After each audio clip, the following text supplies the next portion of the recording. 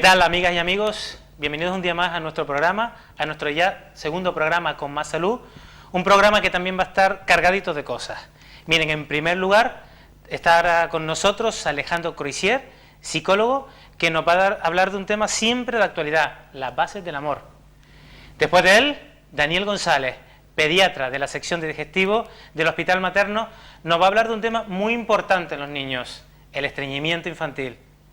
Y esta semana pues ya nos hemos empezado a poner en forma con Iván Monzón, que nos va a explicar algunos de los aparatos que se encuentran en muchos parques urbanos de muchos municipios de esta isla.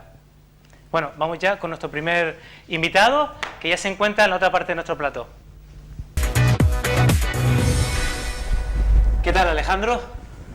Muy bien, muchas gracias por haberme invitado, la verdad. Muchas gracias por venir.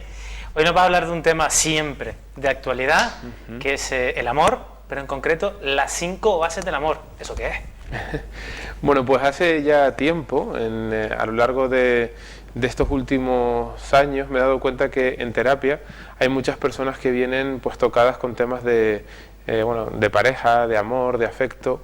Pero a mí me parece que una de las cosas más importantes para reconocer el amor, no solamente el amor propio, sino el amor de la pareja, es respetar e identificarnos y aceptar la figura de nuestros padres, ¿no? Porque, claro, hay muchas personas que vienen a terapia con asuntos de no aceptar al padre, no aceptar a la madre o creerse responsables del bienestar de ellos, ¿no? Bueno, las 5 bases del amor es un poco amar a nuestros padres, amar esas figuras, reconocerlas. Cuando hablo de amar, hablo de aceptar, de reconocerlos, de no tratar de cambiarlos, ¿no? Porque este es un problema que tenemos los hijos, que por amor tratamos de cambiar determinados patrones de comportamiento o de personalidad de nuestros padres, ¿no? ¿Y qué es exactamente eso de aceptar o no aceptar algo? ¿O cómo sabemos que nosotros estamos aceptando o no aceptando algo? Bueno, pues mira, esto se ve mucho en el mundo de la pareja. Hay muchas personas que no han aceptado pues las carencias que tuvieron en la infancia con su padre o con su madre, y bueno, pues van buscando a lo largo de su vida a ese padre perdido a través de la pareja, ¿no? Entonces, cuando uno reconoce lo que sucedió en la infancia, lo que sucedió en esa primera huella del amor, que es el amor a nuestros padres, uno deja de luchar para curar las heridas en la infancia, ¿no? Perdona que te interrumpa, pero ¿se trata de decir paso de eso que me ocurrió y sigo para adelante o qué?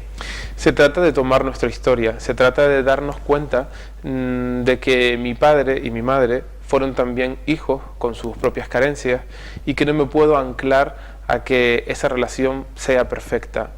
Se trata de tomar la historia de mi familia, honrarla, respetarla y saber que entre la relación de mi padre y mi madre hubo determinadas carencias, hubo determinados asuntos no resueltos y que yo no soy quien para resolverlos. Muchas veces los hijos se ponen en medio de los padres para resolver esos conflictos que en realidad no nos tocan a nosotros, sino les toca a ellos, ¿no?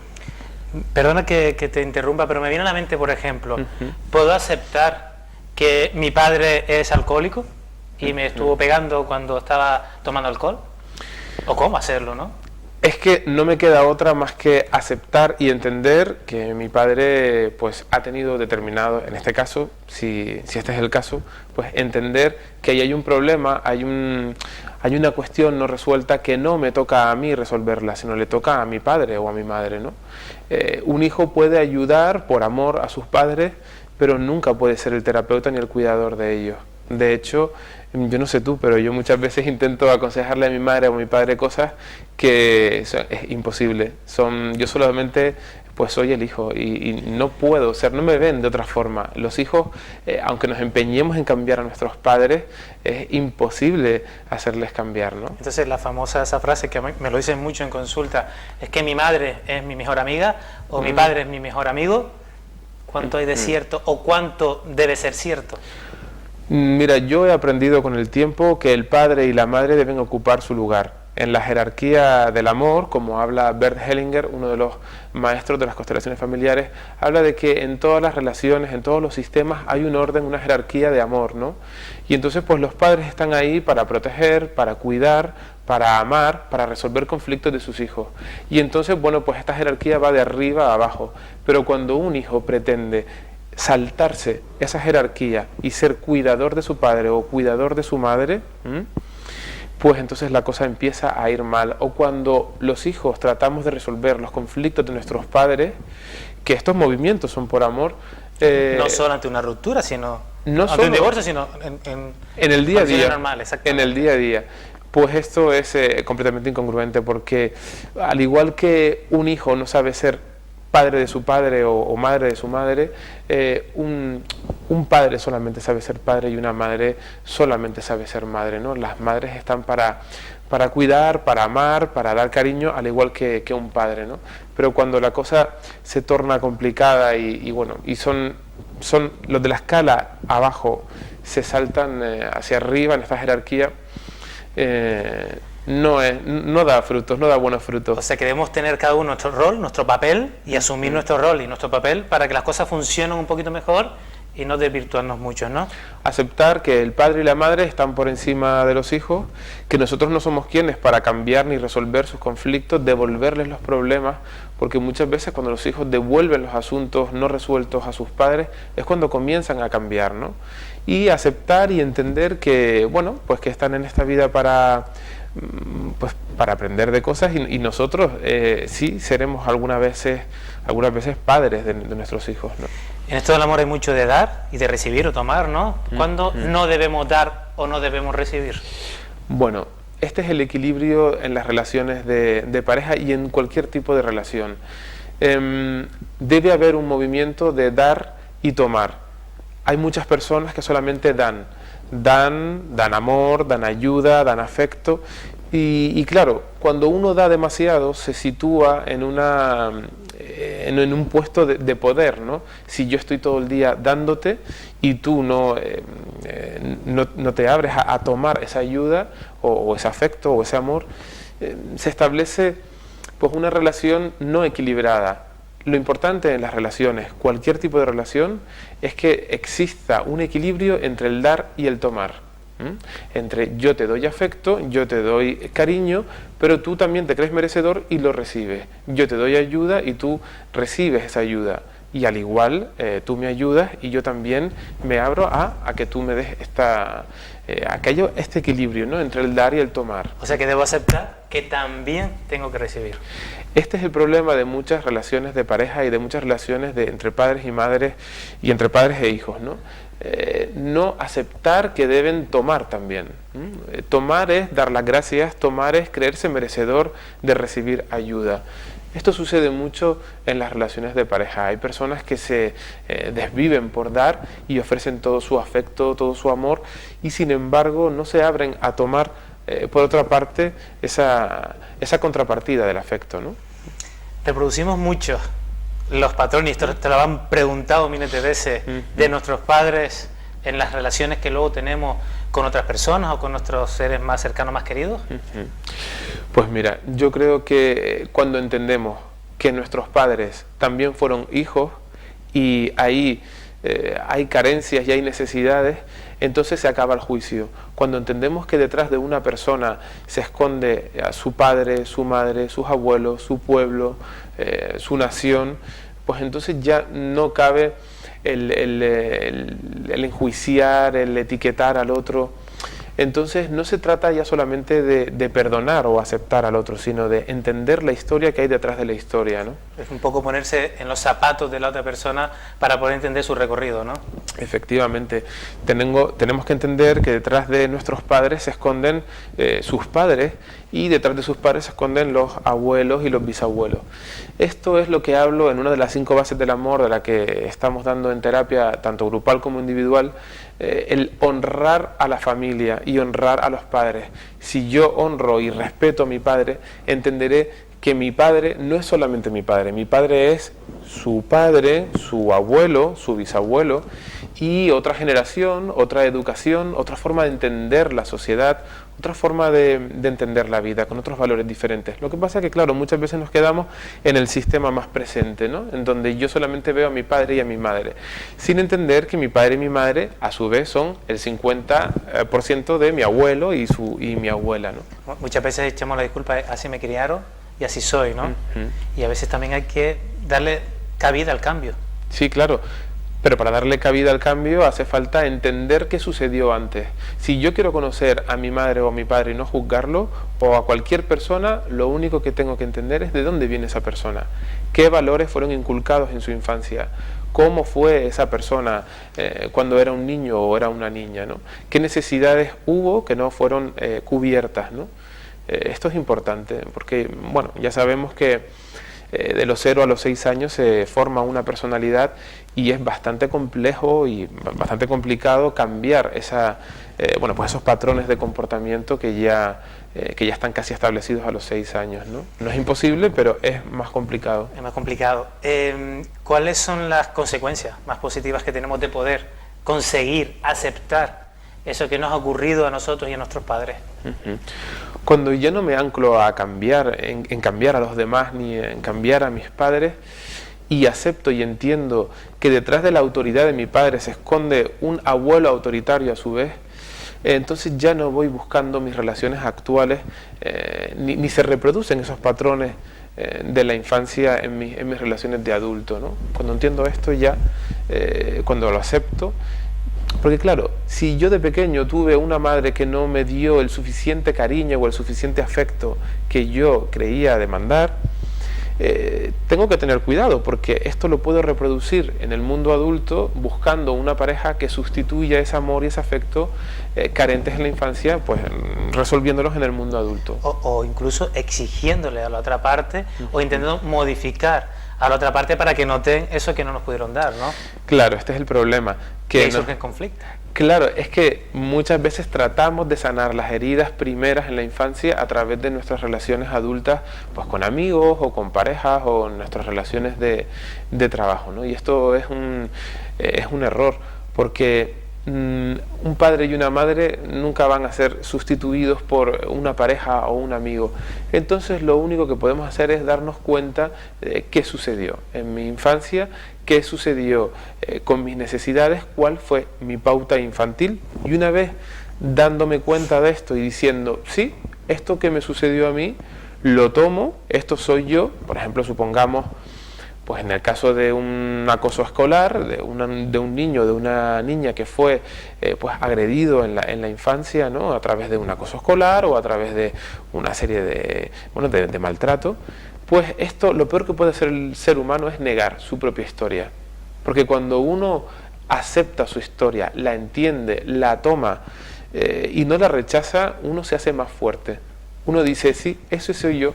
Y hay posibilidad de cambio en ese momento.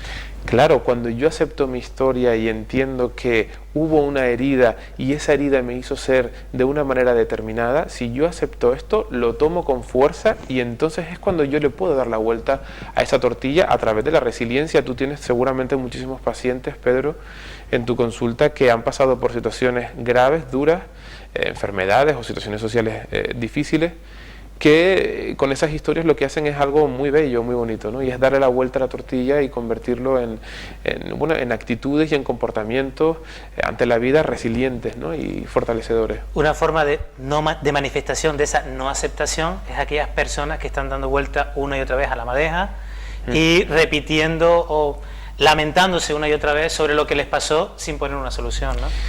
Claro, y este es el concepto de la sombra de Carl Jung, ¿no? Que muchas veces aquello que detestamos, que reprochamos a los demás, que no nos gusta nada de los demás, es justo lo que nos tenemos que trabajar nosotros mismos, ¿no? Es como cuando enjuiciamos a nuestra pareja sobre aspectos que no nos gustan nada, que nos vemos casi en la manía de que cambien, ¿no?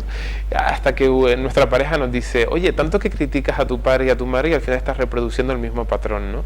Hay que tener un poco cuidado con aquellos aspectos que nosotros pues tratamos de cambiar en los demás, ¿no? Porque es justo lo que precisamente debemos solucionar en nosotros mismos, ¿no? Lo que pasa que a veces esto que nos decía tanto Freud, proyectamos fuera lo que debemos cambiar dentro, ¿no? Efectivamente. Bueno, se nos acaba el tiempo. Muchas gracias por venir. Sabemos que te vamos a esperar en más programas. Es un placer venir a tu programa y te quiero dar la enhorabuena y agradecerte esto que estás haciendo, porque me parece un acto muy generoso el compartir bueno, pues principios de salud y de bienestar con todas las personas que nos están viendo, ¿no? También gracias a ti, porque también lo estás haciendo de forma desinteresada. Muchísimas gracias, es un placer venir y compartir contigo. Muchas gracias. Bueno, pasamos ahora a otra sección. Vamos ahora a una entrevista que hemos tenido con Daniel, pediatra del Hospital Materno Infantil de la sección de digestivo, y en el que vamos a hablar de un tema pues muy importante y que afecta cada vez a muchísimos niños, teniendo en cuenta pues el estilo de vida que tenemos actualmente, una mala alimentación y poco ejercicio físico, y estoy hablando del estreñimiento. Bueno, hoy estamos con el doctor Daniel González, pediatra de la unidad de digestivo aquí en el Hospital Materno, y vamos a hablar un tema pues bastante importante, el estreñimiento infantil. Buenas tardes, Daniel. Buenas tardes. Un problema importante que afecta a muchos niños, pero antes que nada, ¿podríamos decir la definición de estreñimiento en la infancia? Por supuesto. Contrariamente a lo que piensa todo el mundo, el estreñimiento no es solo el hacer pocas deposiciones a la semana, sino que hay otra serie de síntomas que nos ayudan a definir el estreñimiento. Hoy en día la definición más aceptada pues, de estreñimiento crónico, porque todos podemos tener puntualmente estreñimiento, sería que en el periodo de 2 meses aparezcan al menos dos de los siguientes síntomas que vamos a decir. Uno, que tengan menos de 3 deposiciones a la semana. Otra, que la defecación sea dolorosa, que hagan caca con dolor. Otra, que los niños adopten posturas anómalas, ¿vale? Muy frecuente en los niños pequeñitos, cuando se les quita el pañal, tienen miedo de hacer caca fuera del pañal, se agarran a los muebles y adoptan unas posturas extrañas, ¿no? Como de retención. Otra puede ser que estas heces sean demasiado voluminosas, o sea, que nos obstruyan el retrete, por ejemplo. También pueden tener pérdida involuntaria de caca, o sea, que nos encontremos con los calzoncillos o las braguitas que tienen pues, sucios, ¿no? Restos de deposición. Y por último, que esto ya lo haría el pediatra o el médico de familia, que se puedan palpar las heces en el abdomen o mediante tacto rectal podamos tocar la ampolla rectal llena de heces duras. ¿A cuántos niños afecta, Daniel? Pues es un problema bastante frecuente, depende de la zona y de la definición de estreñimiento que utilicemos, pero en torno al 8%, o sea que 8 de cada 100 niños tendrían estreñimiento. Además, es una causa muy frecuente de acudir al pediatra y en la consulta de digestivo pues puede suponer casi hasta la 1/4 parte de los niños que vemos. Estamos hablando de un 8% del estreñimiento crónico, sin contar el que se produce ocasionalmente, como comentabas, ¿no? Efectivamente, con lo cual estamos hablando de muchos más niños. Podríamos hablar de 1 cada 10 niños o incluso más. ¿Cuáles son esas causas más frecuentes que pueden producir este estreñimiento en los niños? Pues afortunadamente, aunque es algo que preocupa muchísimo a los padres, solo un 5% del estreñimiento es debido a una causa subyacente, a una enfermedad. El resto del estreñimiento se denomina estreñimiento funcional y digamos que es como una característica del individuo. O sea que podemos quedarnos casi tranquilos porque la mayoría de ellos son de carácter benigno, o sea, de carácter bueno, que no tenemos que preocuparnos excesivamente. Aún así, ¿cuándo debemos preocuparnos los padres para saber que un niño pertenece a ese pequeño 5%? Exacto. El que no, digamos, el que sea una patología benigna no quiere decir que no tengamos que prevenirla y que tratarla, o sea, porque los síntomas secundarios sí que pueden ser importantes. Entonces, siempre que veamos estos síntomas secundarios, debemos ir al pediatra. Es decir, por un estreñimiento el niño va a tener pues, distensión abdominal, se le infla la barriguita, va a tener dolor abdominal, pueden dejar de comer, pueden tener incluso décimas de fiebre, febrícula, y les puede afectar incluso a su actividad diaria, o sea, el no querer salir de casa, no querer ir al colegio, o sea, que estamos hablando de algo que puede ser banal, pero se puede convertir en algo importante. Supongo que el tratamiento más habitual es el control de lo que comemos, de la dieta. ¿Qué alimentos debemos evitar y qué alimentos sería más recomendable comer para evitar este estreñimiento? Pues sí, la base, como en todas las enfermedades, es la prevención. Y la principal prevención está en la dieta. sea, tenemos que tener una alimentación sana y rica en fibra. Entonces, los niños cada vez comen menos fruta. Se recomienda que coman entre 2 y 3 frutas diarias o zumos de frutas naturales no colados para no quitarles la fibra.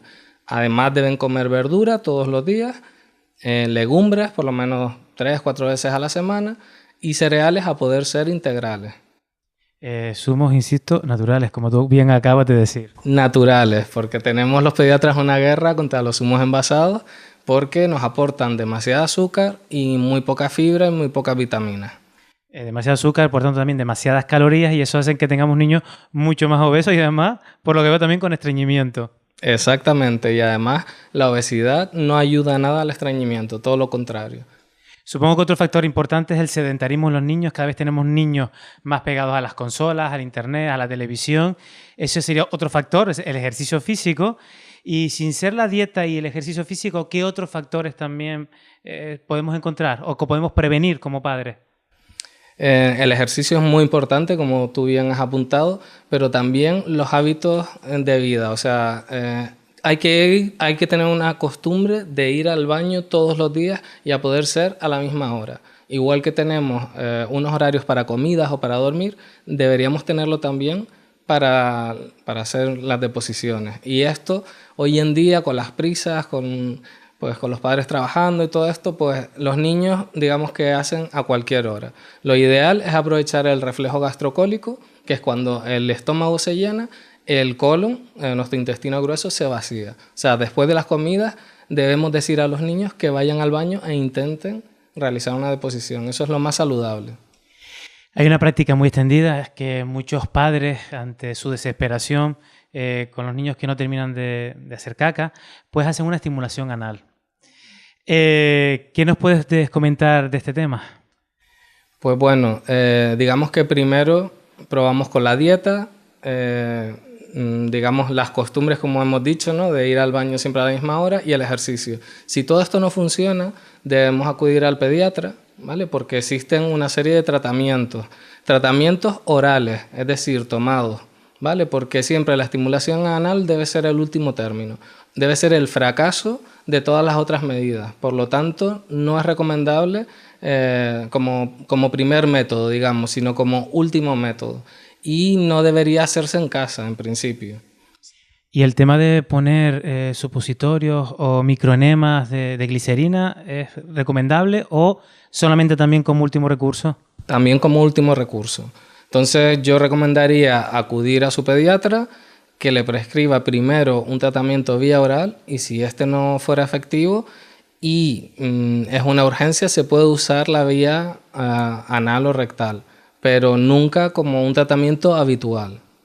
Para resumir, tener en cuenta que el estreñimiento, aunque es una enfermedad frecuente, la mayoría de los casos pues tiene un carácter benigno, o sea que no tenemos que preocuparnos, salvo en ciertos casos como nos comentaste, y que el principal tratamiento es la dieta, el ejercicio físico y seguir unos horarios adecuados de acudir al baño para poder defecar.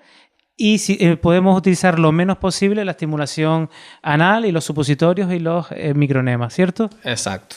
Sí, microenemas, macroenemas, enemas en general, vamos. Daniel, muchas gracias por ayudarnos a entender un poquito más el estreñimiento infantil. Te esperaremos otro día porque sabes que voy a seguir tirando de ti en próximos programas. Muchas gracias. Muchas gracias a ti también. Bueno, como han podido ver en el vídeo, un tema siempre interesantísimo, el del estreñimiento infantil, pero vamos a pasar ahora pues con otro vídeo, porque esta semana comenzamos ya a ponernos en forma, como les comenté al principio del programa, con Iván Monzón, un entrenador, porque con él hemos intentado que nos explicara algunos de los aparatos que se encuentran en el Parque Urbano de Cruces de Herinaga. Bueno, hoy sí me he venido al entrenamiento aquí con Iván y con Inés, porque vamos a intentar ir explicando con sucesivos programas también las diferentes máquinas que nos encontramos en muchos municipios y que muchas veces no sabemos para qué sirven, cómo se utilizan, cómo debemos hacerlo, y lo que vamos a hacer es eso, aprender un poquito, Iván, ¿no? Así es, Pedro. Normalmente se ve mucha gente, yo que mi trabajo es en la calle, en los parques, playas, y veo mucha gente mal utilizando estos aparatos. Entonces vamos a dar un poquito de ayuda. Hoy nos vamos a fijar en dos, en los que tienen ruedas, en los que son circulares, para trabajar sobre todo la zona de los hombros, ¿no? Ahí está. Eso para darle un poquito de movilidad a los hombros cuando normalmente tiene una lesión, después ya de una recuperación, o para darle simplemente una movilidad sin ningún tipo de lesión a cada persona. Bueno, pues yo me retiro y ya te dejo ahora con Inés grabando, ¿vale? Muchas gracias. Bueno, el primero que vamos a hacer, nos situamos aquí enfrente de lo que es el centro de la máquina, ¿ok? Estiramos, cogemos lo que es el agarre, que se quede un poquitito flexionado el codo, ¿vale? Que no se quede totalmente estirado el brazo ni muy corto. Aquí podemos adelantarnos un pie si quieren para buscar un poquito la comodidad, ya que es un punto fijo, hay que buscar la comodidad de cada uno, que quede siempre lo que es agarrado a lo que es el mango del aparato. Aquí vamos girando. Si vemos que en algún momento nos quedamos un poquito de corto o lo que es el codo muy flexionado, nos podemos estirar un poquito y adaptarnos un poquito a la máquina. Aquí giramos hacia un lado para dar movilidad. Aquí trabajamos sobre todo la parte anterior del hombro, ¿vale? Trabajamos lo que es la articulación, pero al estar de frente, lo que es la musculatura anterior trabaja un poquito más. Después el siguiente nos ponemos de lado, Inés, justamente también en el centro de la máquina, igual en lo que es el agarre, que quede un poquito flexionado, y vamos haciendo los giros también. Podemos flexionar un poquito los codos, lo que es las rodillas, para que quede un poquito más cómodo. Igual, siempre agarrándolo en todo momento, nos podemos acercar o alejar un poquito más. Aquí repito que hay que buscar la comodidad, ya que es un punto fijo, lo que es la herramienta de trabajo. Hay que estar cómodo, sobre todo cómodo, ¿vale? Y aquí es girando hacia un lado.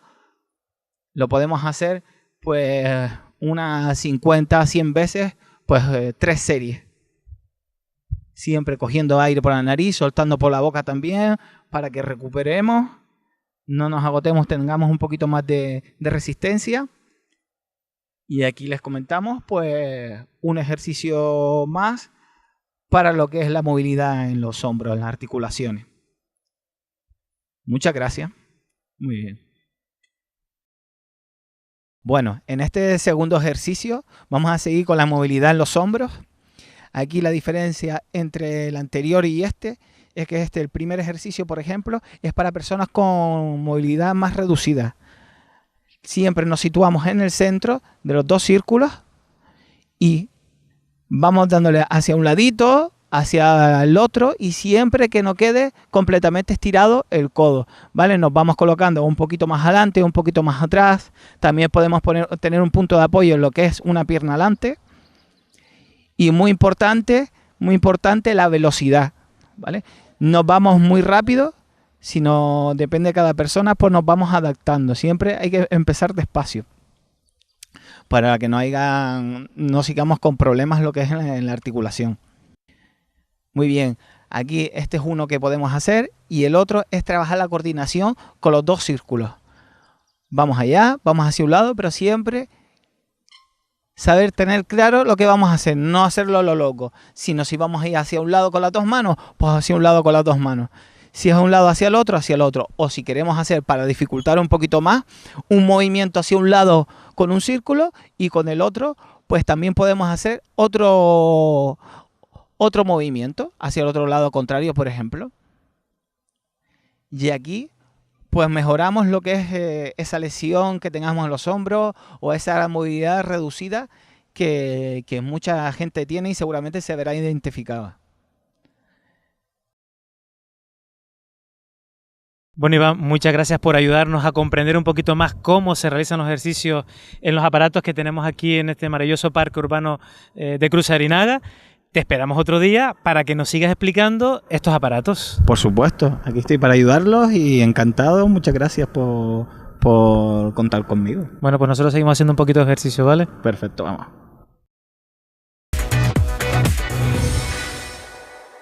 Bueno, esperemos que les haya gustado nuestro programa de hoy, que la verdad que ha estado bastante cargadito.